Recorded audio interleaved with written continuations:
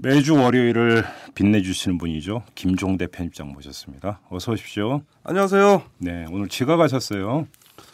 글쎄 말이야. 이런 일이 없었는데. 저같이 철도 철미 원리 원칙 근데 오늘 실수했네. 이런 일이 없었다. 그러니까 가슴에 손을 얹고. 아니 뭐 30분밖에 안 늦었어요. 이게 생방이었으면 그냥. 그러면 패가 망신했지. 예. 자, 오늘 어떤 얘기로 한번 풀어가 볼까요? 지난주에 저는 삼각지 쇼크라고 합니다. 화요일에 쇼크, 수요일에 쇼크. 갑자기 작고 하신 배우 씨가 생각이 나는데 삼각지니까. 그러네. 예, 그분 그렇죠. 아주 훌륭하신 분이었어요. 너무 구린내 나는 얘기가 옛날 얘기라서. 돌아가는 삼각지. 사람은 돌아가셨고 구린 시절 얘기지만 노래는 향기롭다고. 제 얘기가 그거야. 네. 지금 돌아가는 삼각지를 노래방 가서 부르면 네. 젊은 친구들하고 가서는 절대 부르지 마세요. 왜? 구닥다리 취급받아서. 이거 젊은 애들을 이거 교육을 다시 시켜야 돼요. 그거 얼마나 훌륭한 노래인데 그렇습니까? 이 앞에도 젊은 사람 앉아 있네. 그러니까 그 자기 중심의 세계관이라니까 그게. 그런가요? 예, 맞춰줘야지. 시스타 알아요? 시스타? 그건 뭐야? 걸그룹이야? 예, 시크릿은 알아? 그건 뭐야? 소녀시대는 알아요? 소녀시대는 알죠. 그러면 그 세 팀 합쳐서 멤버 수가 몇 명인지 아세요? 이게 요즘 젊은 친구들하고 소통이 되는지 안 되는지를 재는 척도래. 그걸 무슨 수로 알아? 한 30명 돼요? 저도 잘 모르는데 그 정도는 아니야. 그 정도는. 그렇습니까? 예. 그렇죠. 그러니까 귀하하고 나의 그 사막과 같은 인생. 좀 문화적으로 살자고 이제는 좀. 그러게요. 이 딱딱한 군사 얘기 그죠? 그렇죠. 그것도 한두 번이 아니고. 좀 말랑말랑한 얘기 좀 했으면 좋겠어요. 예. 아무튼 삼각지 쪽으로. 그러니까 이상한 데로 빠졌네. 돌아가는 삼각지에서 돌고 도는 날다 보니까 이게 현기증이 나는지 두 번의 쇼크가 있었는데 지난주 화요일에 세상을 떠들썩하게 한 방위사업 추진위원회에서 전투기 기종을 지난 2년간 방위사업청이 해오던 거를 단 2시간 회의 만에 싹 뒤집어 가지고 그렇죠. 부결, 재추진 이렇게 하고 방사청 이 기종을 평가하고 계약하는 전문 기관이 있는데 요것과 별도로 국방부가 앞으로 TF를 만들어서 여기서 다 하겠다. 또 그렇게 됐어요? 예. 그럼 방사청은 뭐예요? 방위사업청은? 허수아비죠. 그러니까 제가 보기에 이거 정부조직법 위반이고요. 정부조직법에 다 주무 기관이 다 지정돼 있거든. 그러니까. 이것도 위반일 뿐만 아니라 표결로 결정하게 돼 있는 어떤 회의의 기본 방식의 룰도 무시했고. 저는 이거 요전에 박근혜 정부가 F-15로 간다 그래 깜짝 놀랐는데 그걸 또 다시 뒤집어 엎는 거 이제 두 번째 번복입니다. 이 정부 들어와서 이 8조 3천억 국책 사업이 전투기를 도입하는 국가의 어떤 국책 사업이 이렇게 쉽게 무너지고 번복될 수 있다는 데 대해 가지고 아주 경악을 금치 못합니다. 이게 첫 번째 쇼크예요. 그 충격이 채 가시기도 전에 이튿날 군 인사가 발표됐는데. 합참의장이요? 네. 이번 해군 출신이 됐죠. 대장 인사를 다 했어요. 그 중에서 우리 군이 창군한 이래 처음으로 헌정사상 처음으로 해군 참모총장이 합참의장으로 진출한 해군 대장 최윤희 씨입니다. 이거는 더 쇼킹해. 그래서 이런 적이 없거든요. 그러면 FX 사업 우리 여러 번 짚었으니까 빼고 더 쇼킹한 인사로 한번 가보죠. 군 인사로 한번 가보죠. 이게 아무도 모르는 깜짝 인사였다는 근거는 뭐냐면은 누구나 육군 참모총장하던 조정환 대장이 의장으로 진출할 걸 예상하고 합참이 청문회 준비까지 하고 있었어요. 그런데 이제 까보니까 이제 해군 참모총장이 이게 의장으로 온다 이겁니다. 이렇게 되니까 거의 경악을 했죠.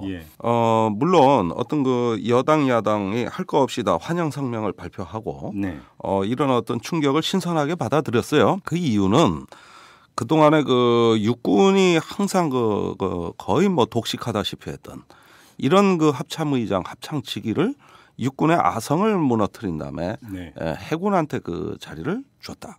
그 기회를 부여했다. 이 자체는 얼마나 신선해 보입니까?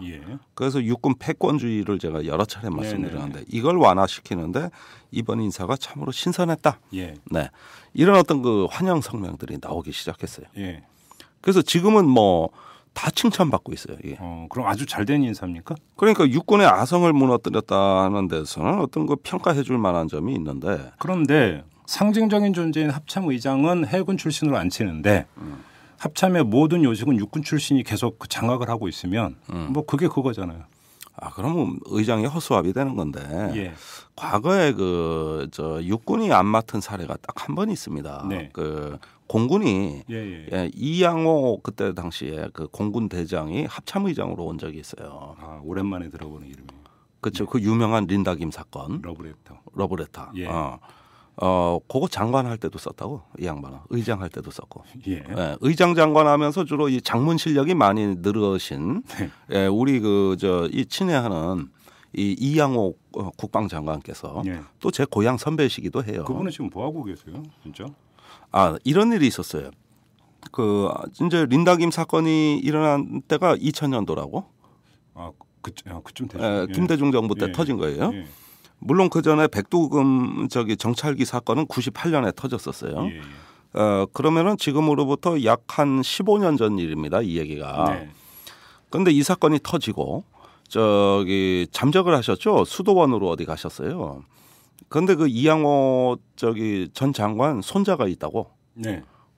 얼마 전에 이제 신정아 사건이 나고 뭐 이제 그 노무현 정부 때 뭐 또 이런 스캔들 사건이 벌어지고 갑자기 또 검색어로 린다김 사건이 떴다고. 할아버지를 모르고 있다가 뒤늦게 인터넷을 통해 알고 충격을 받았다는 얘기가 들려요.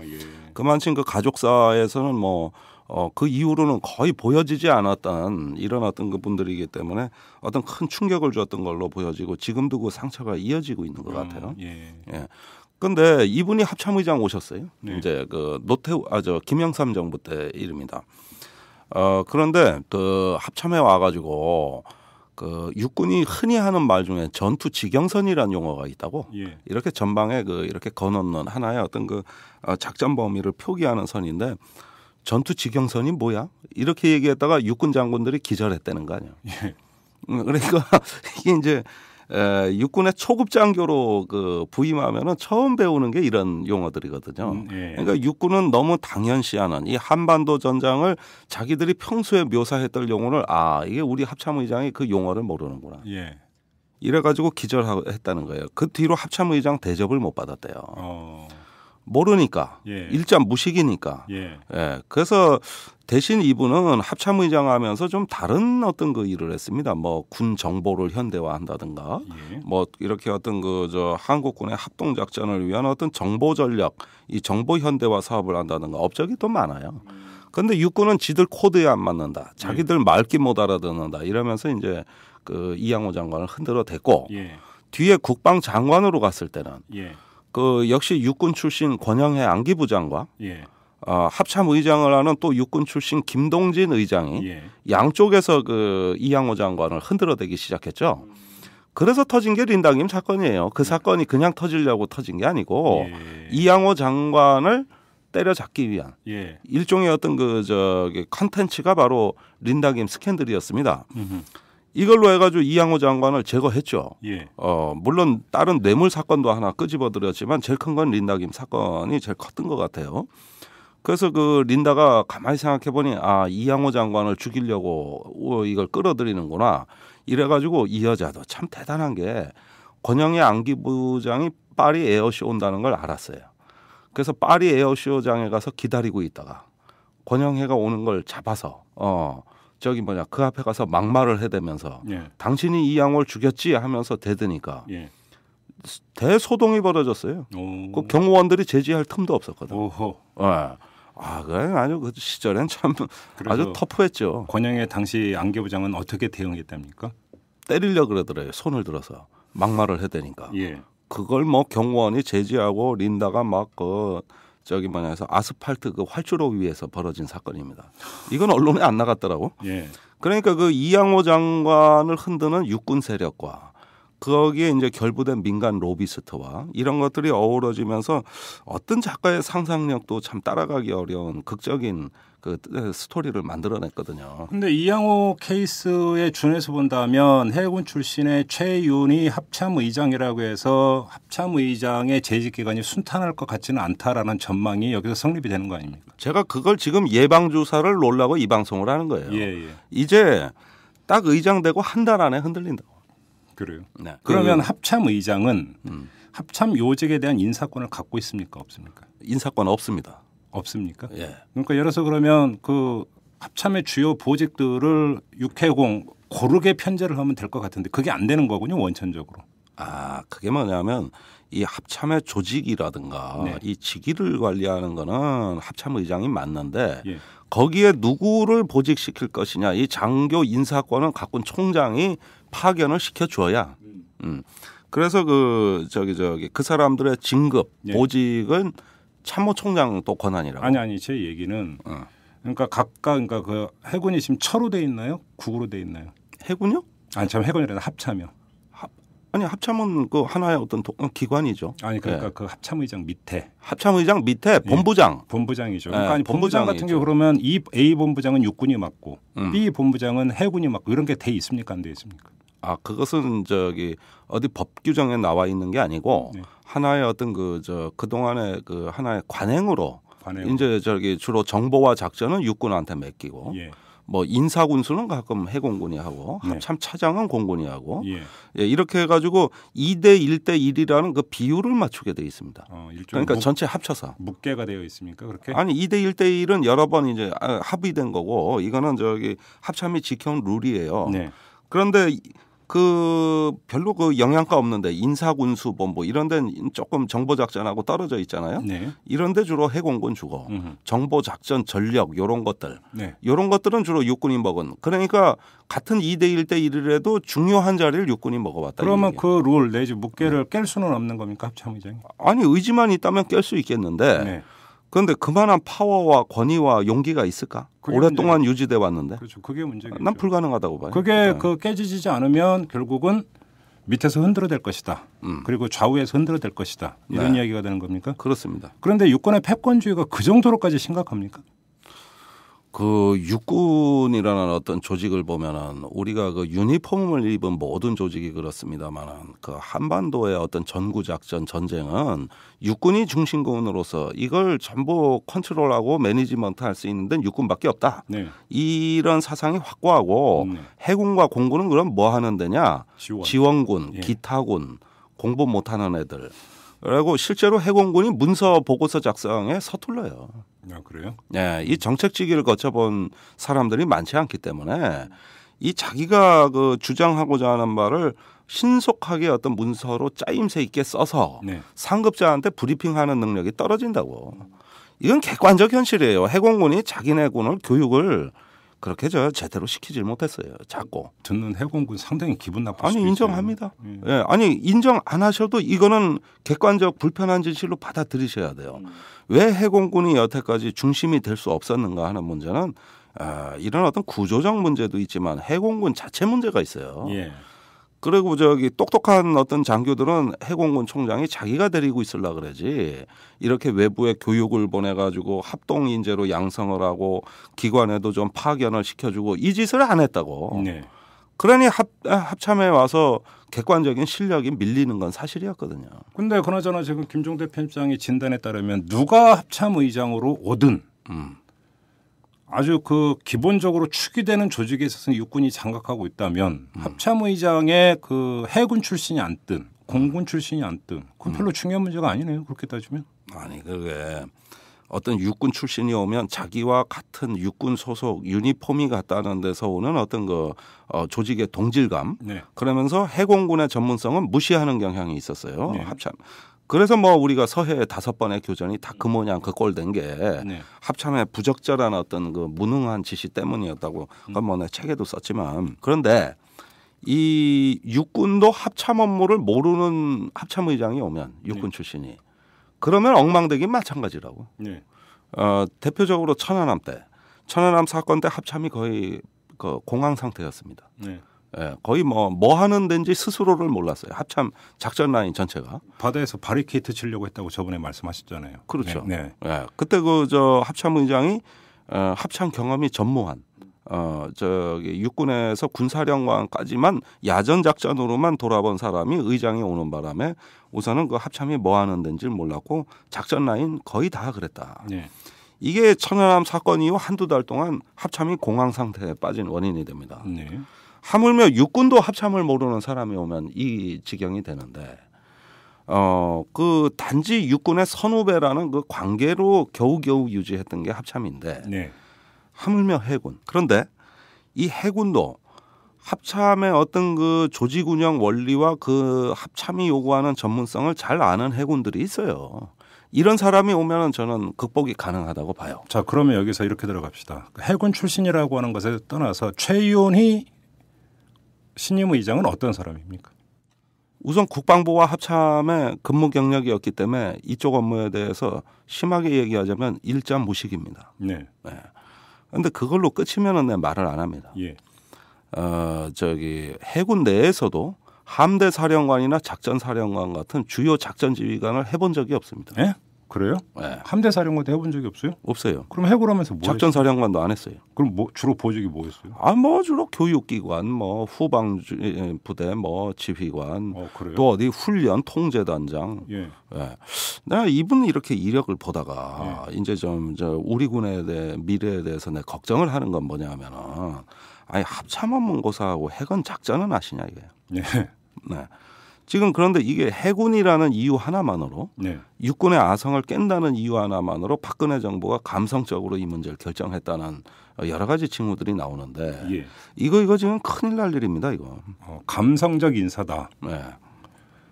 제가 이제 여쭤보려고 했던 게 바로 그건데 그러면 박근혜 국군 통수권자인 박근혜 대통령은 왜 그분을 합참의장으로 앉혔을까요? 박근혜 정부가 출범하고 우리 외교안보 요직에 육군이 너무 많이 진출했다는 얘기가 들렸어요. 네. 국정원장 육사 25기, 그다음에 청와대 안보실장 육사 27기, 그다음에 경호실장 육사 28기, 지금 국방부 장관도 28기. 보라고 한 시대에 육사 1학년부터 4학년까지가 다 모여 있거든요. 네, 그래서 장관급이 4명이 나왔다는 얘기거든. 그러네요. 예. 네. 어떤 이런 육군 편중에 대해 가지고 그동안 비난 여론이 들끓 듯했거든요. 네. 그러다 보면은 이 육사 출신들이 해군 총장을 의장으로 픽업하자 이렇게 발탁하자고 얘기했을 리는 절대 없습니다. 네. 예, 그건 가능성 제로예요. 그러나 이제 청와대도 견제하는 세력이 있잖아요. 정무 라인도 있고, 옛날에 대선 당시에 또 그 특보단도 있고 그런 데서 주로 외교안보 인물을 많이 추천했었거든요. 그러다 보니까 어떤 그 국민들 보기에 너무 그 육사 출신들하고 이렇게 싸고 도는 이런 모습을 좀 완화하자고 하는 어떤 다른 쪽의 견제에 의해 가지고 해군 참모총장이 추천된 것으로 보여집니다. 네, 그래요. 네, 구색 맞추기다. 구색 맞추기 정무적으로 판단한 거죠. 그래요? 그렇다면 만약에 그런 어떤 그 의지가 이 정부에 있고 육군 편중의 폐해를 시정하고자 했다면. 이제 곧 김관진 장관이 그 퇴임을 하기 때문에 이 문제는 개각돼 반영했으면 아주 좋았을 뻔했어요. 예를 들면 국방장관은 이제 민간인이 와도 돼요, 사실은. 또 해군군이 와도 군대 큰일 날 일 없다고. 또 해군 출신, 공군 출신이 장관을 거친 적은 많아요. 전에 해군 출신 윤광웅 장관도 참여정부 때 있었어요. 예, 그렇다면 그런 개각을 해가지고 군 운영의 어떤 그 공정성을 기한다. 이렇게 왜 나쁩니까? 이런 것들을 얼마든지 할 수 있는데 또 예비역 자원도 많고. 근데 굳이 없는 자원을 그 단지 해군이라고는 이유 하나만으로 이 합참의장으로 보직을 시켰다. 근데 이분 내막을 뜯어보니까 합참이 뭐 하는 데인지도 모르고 해군 작전 경험도 없다. 이게 지금 큰 어떤 골칫덩어리가 된 겁니다. 그러니까 검찰총장 흔들어댄 건 잘못했는데 해군 총장 발탁한 건 이것도 잘못된 거예요. 자, 그런데 여기서 따지고 들어가면 근데 그 최윤희 의장은 해군 참모총장 출신 아닙니까? 그러면 함대 사령관을 지낸 적도 없고 작전통도 아닌 사람이 해군 참모총장에 앉혔던 연호는 거기서부터 따져야 되는 거 아닙니까? 그 MB 정부 작품이죠. 그럼 그때 해군 참모총장이 됐던 비결은 뭡니까? 그럼? 그 임태희 실장이 추천했어요. 그 저기 나이도 비슷하고 네. 둘이 좀 사적인 관계가 있었나 봐요. 그래요? 예, 그쪽에서 추천한 거예요. 그런데 MB 정부 군 인사의 폐해를 지금 우리가 그 부작용을 겪고 있는 건데 네. MB 정부 기간 중에 해공군 총장들이 여러 명 나왔는데 이 중에 작전사령관 출신이 한 명도 없어. 전부 교육기관 출신이고 합참 차장 출신이고 전부 어떻게 보면은 작전을 모르는 사람을 해공군 총장으로 앉혔어요. 그런데 그렇게 했던 이유가 어떤 해군과 공군의 최고의 전문가가 아니라 정권에 대한 충성도 내지는 사적 인연을 고려하다 보니까 이런 현상이 나온 겁니다. 지난 8년간 공군 총장 작전사령관 출신이 한 명도 안 나왔어요. 그 참여정부 때 끝으로 지금까지 안 나왔어요. 야전을 홀대했구만 계속. 야전이고 그다음에 총장이란 자리가 뭐 하는 자리냐 하면은 그 군의 최고 전문가가 가는 자리예요. 그렇죠. 그런데 그 이전에 옛날에 참여정부 때까지는 어땠냐 하면은 대부분 작전사령관이 총장으로 갔다고. 물론 너무 작전만 얘기하는 거 아니냐 이런 비난은 있을 수 있지만 그러나 대부분 그 군의 최고 전문가가 갔다는 데는 이견이 없었어요. 그런데 MB 정부 때부터 일어난 일은 뭐냐면은 그런 자들이 거의 진출을 못하고 교육 사관학교 교장 이런 양반들이 가고 교육사령관이 가고 이러거든. 근데 교육사라는 거 후방 지원하는 데입니다. 그것도 이 양병 양성기관이거든요. 그렇죠. 현행 작전에 아무 책임도 없는 자리예요. 근데 합참의장은 육군이든 공군이든 해군이든 보통 참모총장 출신을 앉혀왔잖아요. 지금까지 관행이.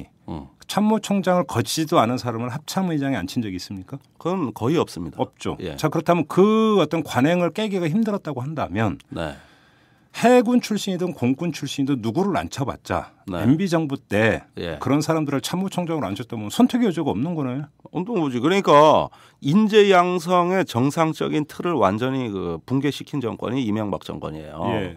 그 인재 양성, 교육, 보직 이렇게 이어지는 그 어떤 하나의 순환 체인을 끊어버렸단 말입니다.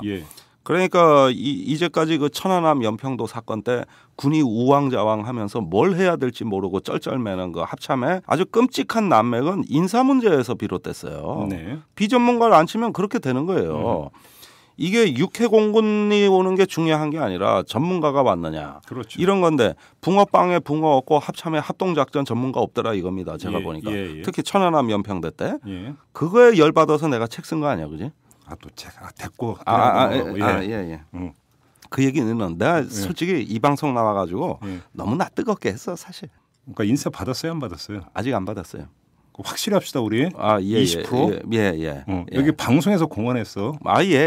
제가 출판사로 전화해 볼 거예요. 인쇄 지급했는지. 안 했어요. 그러니까 그것도 문제야. 책이 나갔으면 빨리빨리 인쇄를 줘야지.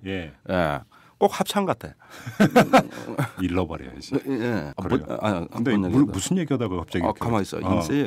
돈 얘기만 나오면 흥분해가지고 내가. 서해 얘기하다가 그렇게 갔어요. 무슨 지적을 하셨는지는 알겠고. 자 그러면 그림을 한번 그려보죠. 최윤희 합참의장 체제에서 나타날 모습이라고 하는 게 뻔할 뻔짜다 이거네요. 그러니까 우선 정보 작전의 주요 요직을 지금 육군에서 바꿀 수가 없잖아요. 계속 육군이 맡을 수밖에 없어요. 이거는 구조적인 요인도 있습니다. 사실은. 그런데 우선 어떻게 말귀가 알아듣게 보고서를 쓸 거야. 그다음에 슬슬 못 알아듣는다는 걸 갖고 골려 먹을 거라고요. 심지어 육군 출신 합참 경험이 없는 이상의 의장이 와 있을 때도 천안함 당시에 김태형 국방장관이 합참의장 역할을 대신 해주기도 했다고. 그걸로써 공백을 메워줬단 말입니다. 그런데 지금 그 해군 출신 이거 하나의 실험입니다. 그러니까 우선은 이런 문제가 있다 이게요. 그럼 이 문제를 어떻게 극복해야 되냐 하면은 의장실에 보좌관들을 늘려가지고 그 합참에 13개의 부장들이 있습니다. 그 보고서 올라오는 거를 번역을 해줘야 된다고. 의장이 알아먹을 수 있게. 그래서 실제로 이상의 그 합참의장 때도 대령이 2명이던 그 의장실 자리를 4명으로 늘린 이유가 그거예요. 의장이 못 알아먹으니까 의장실에 정책실 만들고 정책과장 만들어가지고 의장이 좀 알아먹을 수 있게 해주자 이거지. 예. 그게 이제 한국군인데 쉽게 비유하자면 내가 이거 한번 전에 말씀드린 비유인데 이 합참이라는 걸 학교로 한번 비유해 보면은 저기 그 국영수 교사가 있다고. 네. 그런데 국어, 영어, 수학 잘 가르치는 교사들이에요. 예. 그런데 입시 지도를 해야 돼 학생을. 예. 그러면 국어 선생이 입시 지도를 잘한다, 영어 선생이 잘한다. 아주 의미 없는 논쟁이잖아요. 예. 왜냐하면 그건 다른 전문성이기 때문에 그래요. 그러면 입시 지도하는 교사는 전 과목을 알아야 돼. 예. 전 과목이 그 뭐 어떻게 그 저기 평가되고 배점되고 애의 특성은 뭐고 이런 전문가니까 국어, 영어, 수학은 몰라도 되지만 이 전 과목을 어떻게 이걸 운영을 해서 얘한테 유리하게 맞춤식으로 수시를 볼지 정시를 볼지 아니면은 뭐 특기를 살릴지 이런 거를 결정해 주는 게 입시지도 아닙니까? 네. 그러니까 육해 공군이 합참의장이 누가 오느냐 싸움보다도 네. 육군이 그걸 싹쓸이해서 그걸 다 가져갔다고 하더라도 한쪽으로 쏠린다 하더라도 그럼 해군이 오냐 공군이 하냐 이 문제도 중요하지만 그 중에서도 다른 전문성 이 합참이라는 합동의 전문성을 누가 갖고 있느냐를 따져서 그걸 가지고 육군을 견제한다 그러면은 이건 아주 베스트. 이건 아주 훌륭한 인사가 됩니다. 그런데 지금의 경우에는 육군을 견제한다 그러면서 더 비전문가를 앉힌다는 이 얘기는 뭐냐면 지금까지 국어 선생이 입시지도 다 했으니까 이젠 수학 선생이 해. 요 얘기예요, 요게. 응? 그러니까 합참을 이야기를 하면서 김종대 편장이 여러 차례에 걸쳐서 이제 합동성 강화를 이제 계속 강조를 해 오셨는데 지금 이 합동성 강화는 둘째치고 해군 출신이냐 공군 출신에 따라서 용어조차 개념조차 이해를 못한다라고 한다면 그거는 합동성은 둘째 문제고 네. 각 군 간의 장벽이 거의 철골 구조물로 지금 드리워져 있는 거 아닙니까? 그렇죠. 그러니까 남 잘 되는 꼴을 못 보는 우리 육해공군들께서는 네. 이 저기 저 자기의 전문성, 자기 조직의 어떤 전문성이 가장 스마트하다고 보고 타 조직을 무시하고 배제해 왔어요. 네.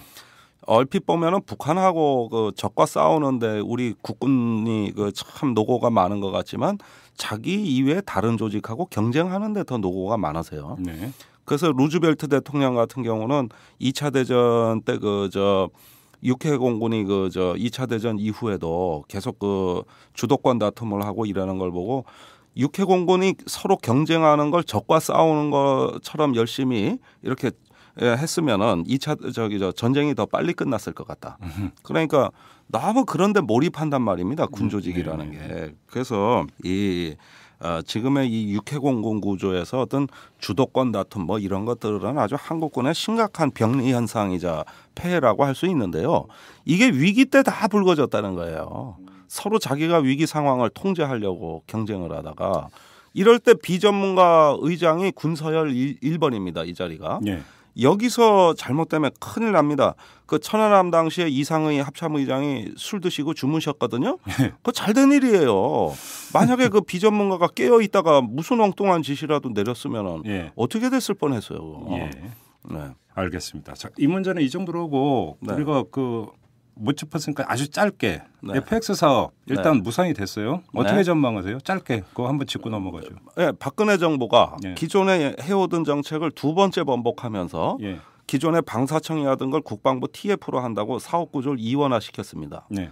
이거는 정부 조직법 위반일 뿐만 아니라 의사결정도 비민주적이고 네. 전 이 정부가 전투기 사업을 결정할 수 있는 정책 추진 동력을 완전히 소진했다고 생각합니다. 그러면 조만간 다시 뭐가 결정되고 이럴 여지가 없다. 1년 내에 하겠다 그랬는데 네. 내 손에 장을 지지지만 1년 내에 하긴 다 틀렸어요. 그래요? 네, 이거는 재앙이에요. 그래요? 예, F-35 전투기로 가기 위한 그 계산서가 나온 건데 예. 한번 해보라고 계약서가 되는가? 가격도 몰라, 언제 개발되는지도 몰라, 예. 성능도 지금 불확실해. 거기에다가 협상도 안 돼. 아니 계약서 쓸 수 있으면 써보라고. 이거 못해서 굉장히 그 안달이 난 모양인데 한번 해보라니까. 그러니까 아주 단순하게 정리하면 F-15 사일런트 이글은 이제는 물 건너간 거고 완전히. 그건 아니에요. 그렇죠? 아닙니까? 분할 구매를 할 수 있어요. F-35가 60대까지는 필요 없거든. 예. 그러니까 F-35 뭐 예컨대 몇십 대. F-15? 보잉 사건 몇십 대. 예. 그러니까 이 나눠먹는 단합 구조인데 예. 이게 1991년에 그 한국형 전투기 사업에서 F-16, F-18이 한국에 대해서 담합을 했었다고. 예. 너무 과도한 기술 이전, 이런 어떤 프리미엄을 주지 말자. 이걸 펜타곤이 그 통제해가지고 담합을 시켰거든요. 네. 지금 요건 나눠먹는 쪽에 담합으로 가고 있다고. 아무튼 그러니까 그 축은 F-35로 가기 위한 것이다. 다 그것을 목표로 해서 부결을 시켰어요. 근데 언제 결정이 될지는 모른다. 장담할 수 없다. 네. 공군의 그 전투기 매일 떨어지고 있는데 예. 지금 그 보완할 수 있는 전투기 언제 들어오는지 아무도 모릅니다. 그럼 공군의 지금 반응은 어떻습니까? 그러니까 떨떠름한 게 F-35 갖고 싶은데 예. 당장 들어올 비행기는 아니고 예. 그러니까 이도저도 아닌 거예요. 이건 아무 소신도 없고 철학도 없어요. 그런데 지금 저 공군의 F-4, F-5고 230대 그 노후 전투기 있잖아요. 저거 갖고 있는 거 범죄입니다. 범죄. 저거 작전 계획에 쓸모가 없는 전략이에요. 너무 그 성능이 낮아서. 예. 그런데 계속 띄우면서 조종사들 지금 죽어가고 있지 않습니까? 예. 그러면 전쟁 날 때 쓰지도 못할 비행기를 대수 채우려고 네. 그러면서 운용하고 있는데 이게 과부제조기가 됐다. 네. 이거 범죄입니다. 당장 도태시켜야 됩니다.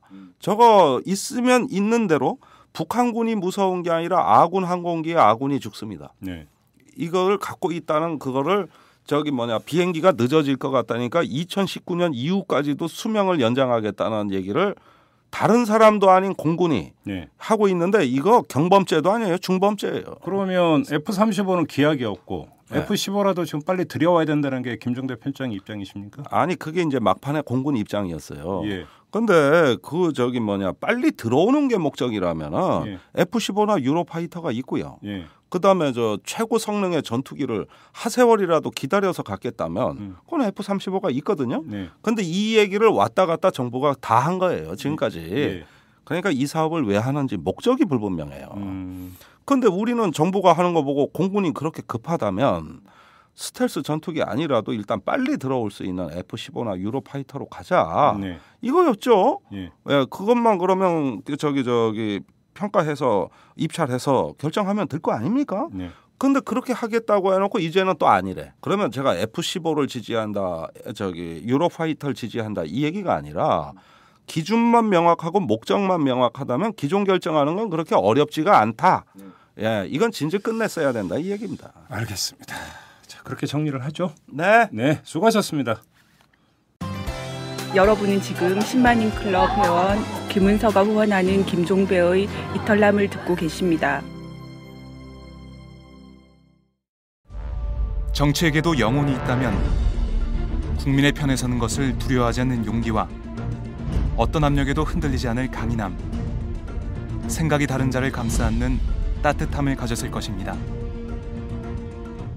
단언컨대 정치의 즐거움은 완벽한 시대의 우울증 치료제입니다.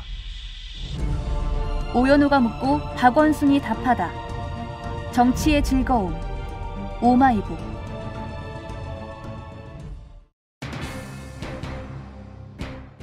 네, 앞서서 이 복지 공약 후퇴에 대해서 다뤄봤는데요. 대통령한테 왜 대선 때 내걸었던 공약을 안 지키느냐 이렇게 일방적으로 다그칠 생각은 없습니다. 공약 중에는 잘못된 공약도 있을 수가 있고 그거는 지켜서도 안 되고 지킬 필요도 없습니다. 이때는 수정이 불가피하죠. 하지만 분명히 해야 될 게 선거는 단순히 공직자를 뽑는 과정만 있는 게 아닙니다. 거기서 공약을 내걸고 이 공약을 매개로 사회적 합의가 도출되는 이런 과정이기도 하죠. 선거는. 그런데 다른 것 몰라도 이 복지 공약과 관련해서는 일정하게 사회적 합의의 바탕을 이루는 과정이 바로 지난 대선이었습니다. 문제 삼는 건 바로 이걸 파기하고 있다는 이 점 때문 아니겠습니까? 그래서 상황이 더 심각하다는 거고요. 청와대가 과연 이 점을 알고 있을지 궁금한데 별로 알고 있는 것 같지가 않습니다. 자, 10만인 클럽 회원 여러분들의 후원과 정성으로 만들어지는 이탈남, 오늘 방송 여기서 마무리하도록 하겠습니다. 여러분 고맙습니다.